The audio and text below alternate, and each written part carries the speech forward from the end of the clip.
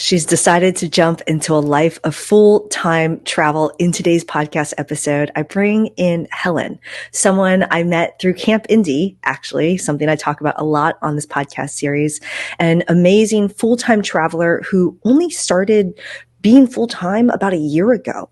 And she has decided to conquer the world one mountain at a time. And so she travels around the world hiking with her husband, Tim. And in these adventures, I hear about these amazing, and I see these crazy hikes she does on YouTube, but I didn't just want to be like, oh, what's like the coolest hike you've ever done? Like, I wanted to hear about the hard parts. Like, what was the tough hike and how did you get through it?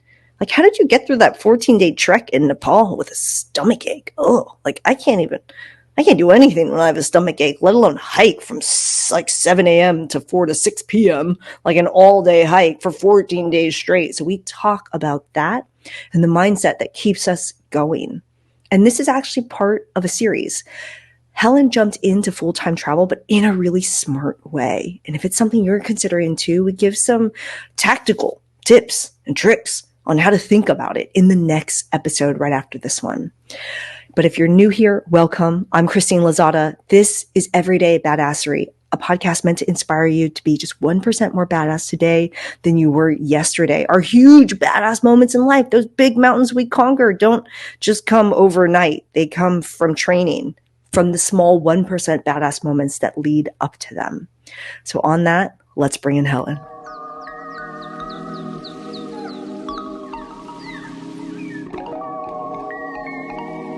So currently I'm traveling full time with my husband. We quit our jobs in January 2023. We've been on the road for 16 months of doing a lot of adventure travel.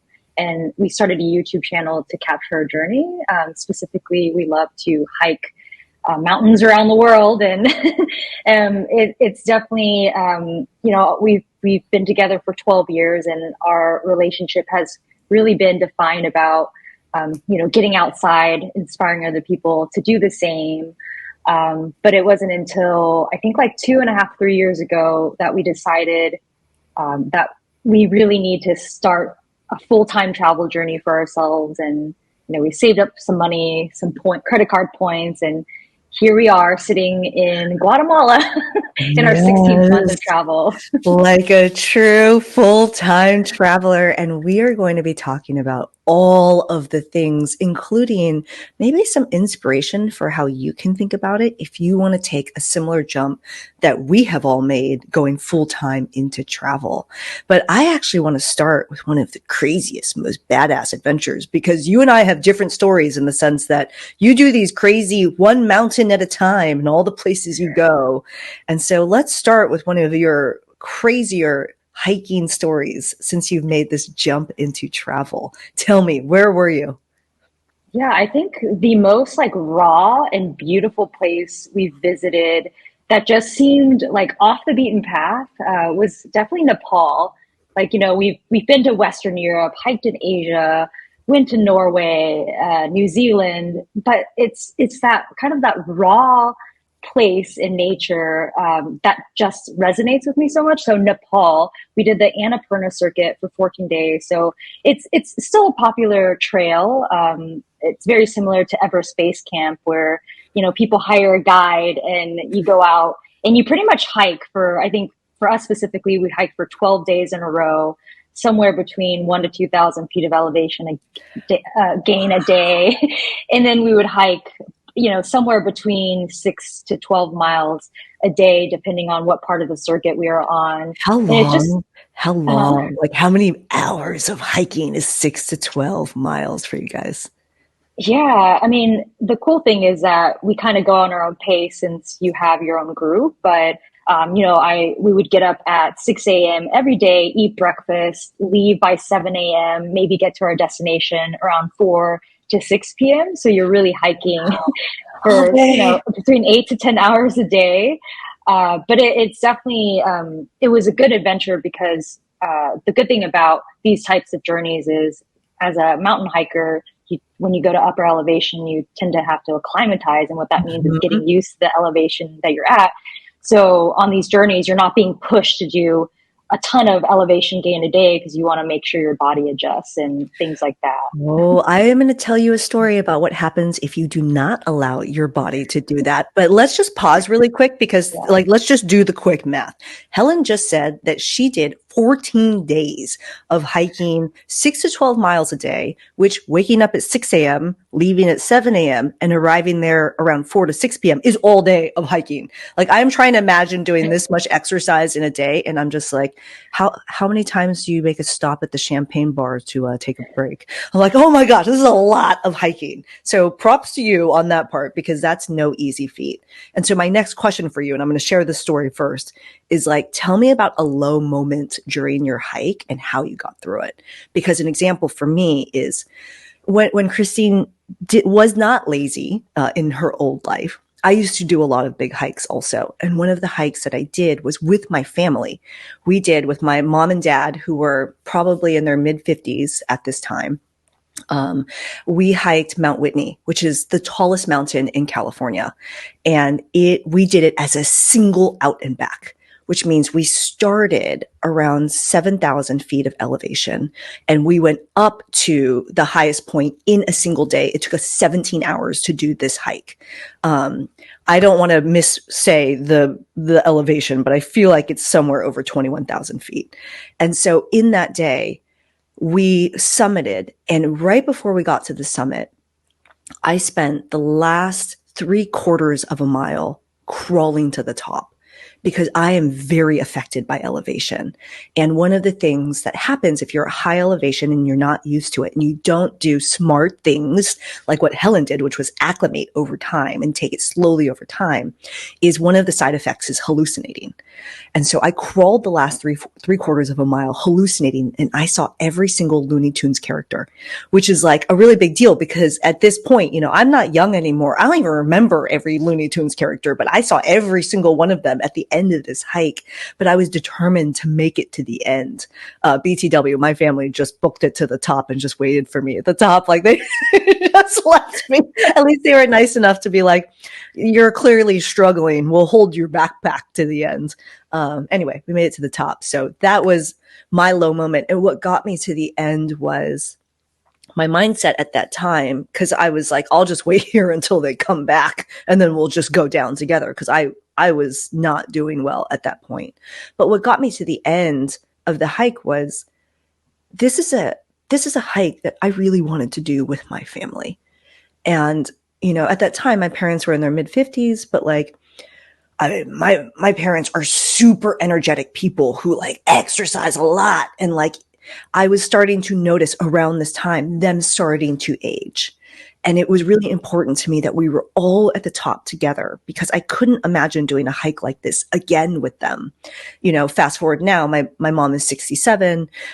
If we were to do this hike, she'd probably just hang out at the base, for example. I mean, she'd probably put in her best effort, but I really wanted to be all together at the top. And it was a really special moment to be all together at the top, to have our picnic of, I think it is of all things, I ate leftover Panda Express fried rice. And my dad had an In-N-Out burger that he did this entire hike with him with. Like, this is disgusting. This is what we're eating at the top. And we had this moment in which we ate our weird snacks and then took our photos together. And it was a special moment. And that's what got me through to it. Okay. Low moment. Bring us to Nepal. What happened? I know it wasn't pretty all the way during these 14 miles or 14 days. Yeah, it was definitely the peak of the hike. So the Annapurna circuit, when you're going to Tarong La Pass, it is one of the highest passes in the entire world that you can hike through. And just the thought of that, I was like, oh man, that sounds really intense. But I also don't really get elevation sickness too often, but it has happened a couple of times. And unfortunately, so what they call like the alpine start is you get up like crack ass of dawn. You're up by 3, 4 a.m. You're hiking by 5 a.m. usually, trying to go up these passes because you don't want to wait too late until the sun hits the mountain and it gets too hot, or conditions sometimes aren't as great when the sun comes up. But anyways, I have this thing where I end up getting stomach issues a lot when I'm at elevation, where That's I normal. don't really, yeah, I mean, I don't eat a lot before, which is also not good because then you have to actually fuel yourself to get yourself up the mountain. but I tend to not eat a lot. And I actually struggled a lot with my stomach. And it was actually getting to the point of debilitation where I was just like barely putting one step in front of the other. Like tears were streaming down my face. My porter was like, hey, can I take your backpack? And I'm so stubborn. I was like, no, like I'm doing this myself. I don't need help. Like I've made it 7 days in a row and I'm not like, I just am very hot headed. I just want to do it on my own. And for me, that was probably the toughest part of the hike. A lot of it's just mindset too, right? Because physically you're trained to do this, but the minute you're mentally breaking yourself down, it just kind of goes downhill from there. And so I knew that on that journey itself to go up the highest pass, like I wasn't going to give up. And, we had our whole team of 4 of us, including 2 porters and a guide. And we all motivated each other to really push ourselves up that mountain. And by the time we got up to the pass, I was just so exhausted. I just like bawled. And I was like, all I want is a cup of tea. I don't care if I paid $10 for that tea. Like I'm getting it at that tea house. And I even like forgot to take pictures or, just pictures I wanted at the top. Like you mentioned, you taking photos with your family. I got one and I was like, peace, I'm out. Like I can't, because you work so hard. It's like anything in life, you work so hard, you get to the peak. And sometimes you're like, wow, is this it? Like that was so anticlimactic. But in the end, it's a good metaphor for like the journey, right? It doesn't matter at the end, right? It's just about working hard to get up there. And if you make it, great. But besides getting a pat on the back, ultimately, it really is just about how hard you put that work into it to be able to get up to the top. Oh, that is so powerful. Oh, I'm going to do a quick aside because think about that in terms of goals that you've had in your own life, right? Where it's like, I want this so bad. I want this so bad. And you focus on getting the thing. And it really is about the journey to get there, because once you get that thing, it's like, okay, well, what's the next goal? Like, what's the next dream I have in life? What's the next thing that I desire? And I'm in your specific story, I'm glad you took the photo because otherwise it didn't happen. Just kidding. But I'm curious. I'm curious. You're talking about how like you were motivated by the people that were with you to finish this. And like, I'm trying to imagine like Helen, like with her backpack crying, like barely putting one foot in front of the other with stomach issues when you're hiking. It was like not what you want. Like it's one thing for your feet to hurt, but it's another thing for like your stomach to be hurting when you're hiking. Cause I've had times where I was doubled over and it's like, it's not a good place to be.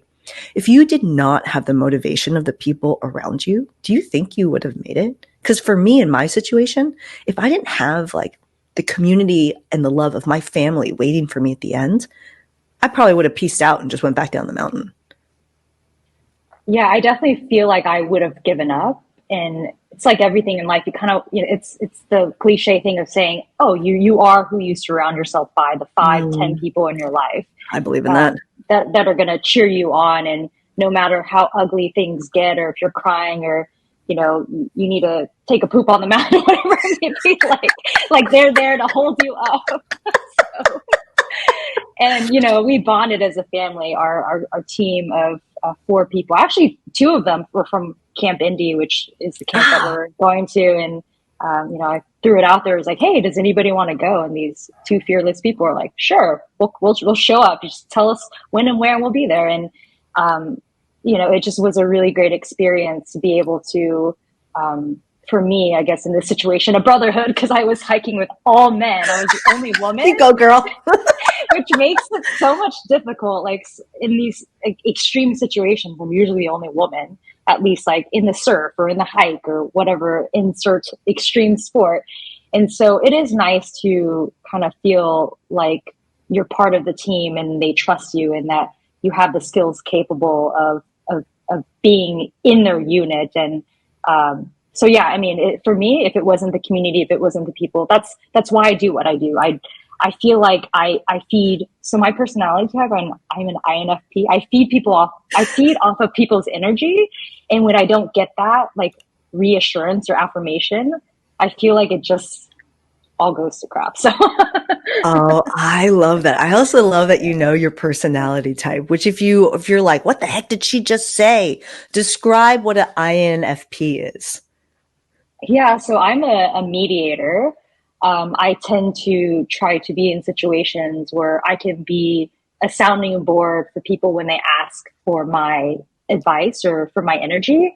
But I'm also, it's the other part of being an INFP is that I tend to pick up everybody's, like I can walk into a room and know exactly how you feel. And it's like a really great superpower, but at the same time, it breaks me down because I tend to overthink, overanalyze the situation, get very sensitive about how, maybe people feel about me or my Hmm. surroundings.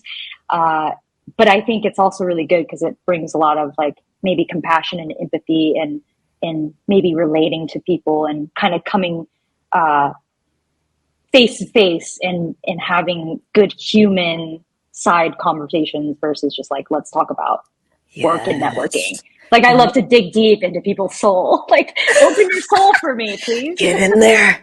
Get in there. What I think is so important about what you're saying, which by the way, knowing yourself is so important because what Helen is talking about is not only understanding her superpower, but understanding how that could potentially work against her. And so that when she's in these situations, she can catch herself and have that self knowing on how she might need to change her approach or change what she's doing. And I think that's really important. So if a personality test like this is of interest to you, I will link it in the show notes below. And also she mentioned something really important, which is Camp Indie, which is where actually she and I had an opportunity.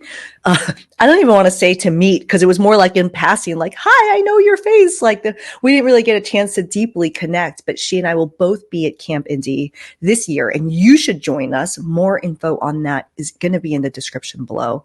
But I would actually love to, let's kind of like reflect back on your whole 14-day trek through Nepal.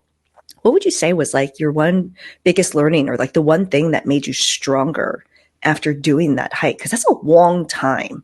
And that sucks that your stomach hurt, which by the way, I don't know if yours was a leave, like you're not allowed to leave anything on that hike. Because when I hiked Mount Whitney, you're not allowed to poop on that mountain. You got to poop into a bag and you got to carry that off the mountain. Actually, never mind. You don't have to answer that question, but No, I mean I would love to because I think that's very normal. Oh no, 14 I mean days of holding your own poop if you have to bring it off with you is a lot of poop.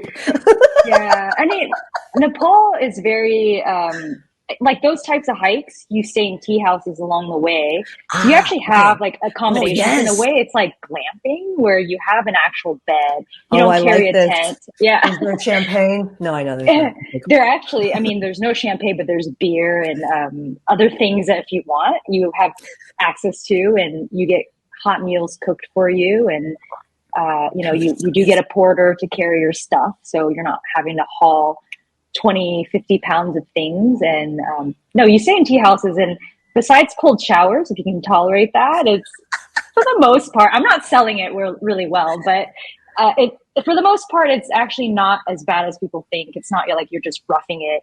There's toilets. We had fully functional toilets. I think one night we had a Oh, rainfall shower too, which I was I like, like this. Okay, so I like this, but I'm yeah. not sold on it because even though you have all of these glamping luxuries, at the end of the day, you're still hiking all day long.